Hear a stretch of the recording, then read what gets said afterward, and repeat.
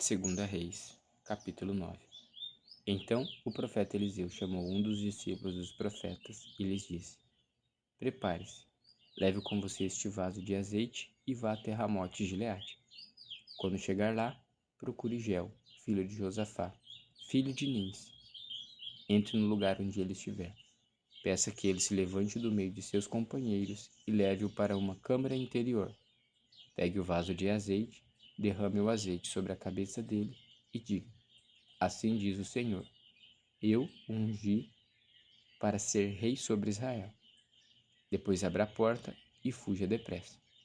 O rapaz, o jovem profeta, foi a Ramote Gileade. Quando chegou lá, eis que os capitães do exército estavam reunidos. Ele disse: Capitão, tenho uma mensagem para o Senhor. Ao que Geu perguntou: Para qual de nós? O rapaz respondeu: Para o Senhor, capitão. Então Geu se levantou e entrou na casa. O jovem derramou o azeite sobre a cabeça de Geu e lhe disse: Assim diz o Senhor, Deus de Israel: Eu o ungi para ser rei sobre o povo do Senhor, sobre Israel. Você porá fim à casa de Acabe, seu senhor, para que eu vingue da mão de Jezabel o sangue de meus servos, os profetas, e o sangue de todos os servos do Senhor. Toda a casa de Acabe perecerá. Eliminarei de Acabe todos do sexo masculino, quer escravo, quer livre, em Israel. Porque farei com a casa de Acabe o mesmo que fiz com a casa de Jeroboão, filho de Nebate, e com a casa de Baasa, filho de Aias. Os cães devorarão Jezabel no campo de Jezreel. Não haverá quem a sepulte. Dito isto, abriu a porta e fugiu. Geu saiu e voltou para junto dos outros servos de seu senhor, que lhes perguntaram: Está tudo bem? Por que esse louco veio falar com você? Ele respondeu: Vocês conhecem esse homem e sabem as coisas que ele havia dizendo.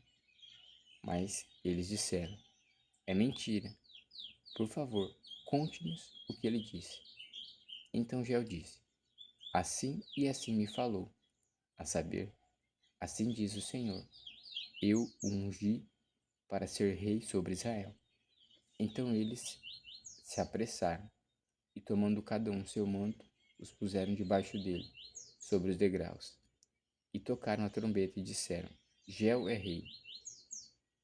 Assim, Geu, filho de Josafá, filho de Nins, conspirou contra Jorão.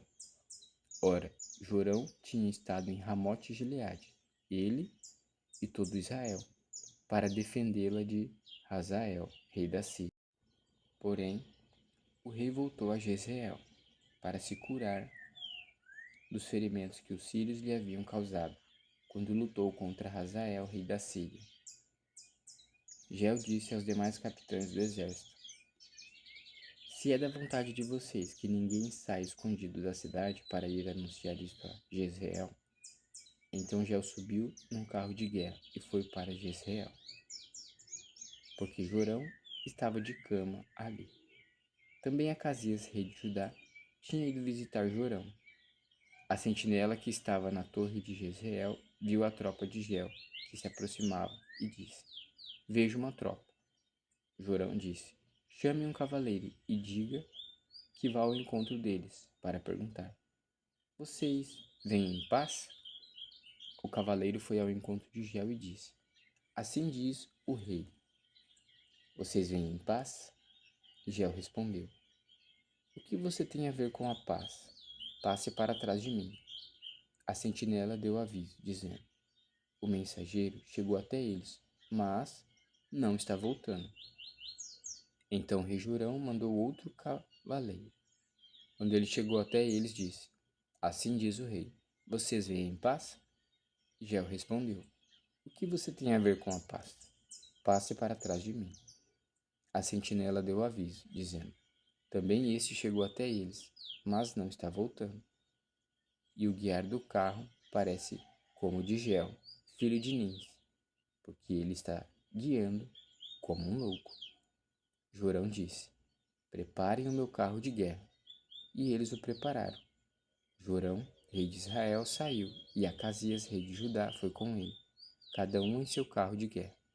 Foram ao encontro de Jel, e o acharam no campo de Nabote, o jezreelita. Ao ver Jel, o rei Jorão perguntou: Jel, você vem em paz? Ele respondeu: Que paz, se ainda continuam as prostituições de sua mãe Jezabel e as suas muitas feitiçarias?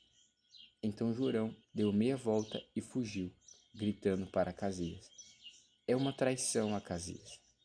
Mas Jel entesou seu arco com toda a força e atingiu Jorão entre os ombros. E a flecha atravessou o coração, e ele caiu morto no seu carro de guerra.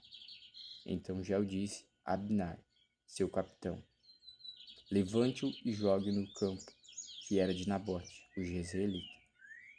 Lembre-se de que quando eu e você, juntos, vínhamos andando a cavalo atrás de Acabe, o pai de Jorão, o Senhor Deus pronunciou contra ele esta sentença: Tão certo como vi ontem à tarde o sangue de Nabote e o sangue de seus filhos, diz o Senhor. Assim neste campo eu darei a retribuição que você merece, diz o Senhor. Agora, pois, pegue-o e jogue-o neste campo, segundo a palavra do Senhor. À vista disto, Acasias, rei de Judá, fugiu pelo caminho de Bet-Hagã. Mas Jel o perseguiu e disse: Matem também a este. E eles o atingiram dentro do carro de guerra, na subida de Gur, perto de Bleão. Acasias fugiu para Megido, onde morreu.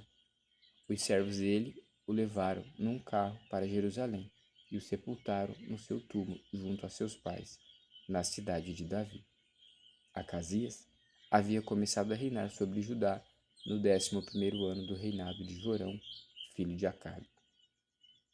Jel chegou a Jezreel, e Jezabel ficou sabendo disso.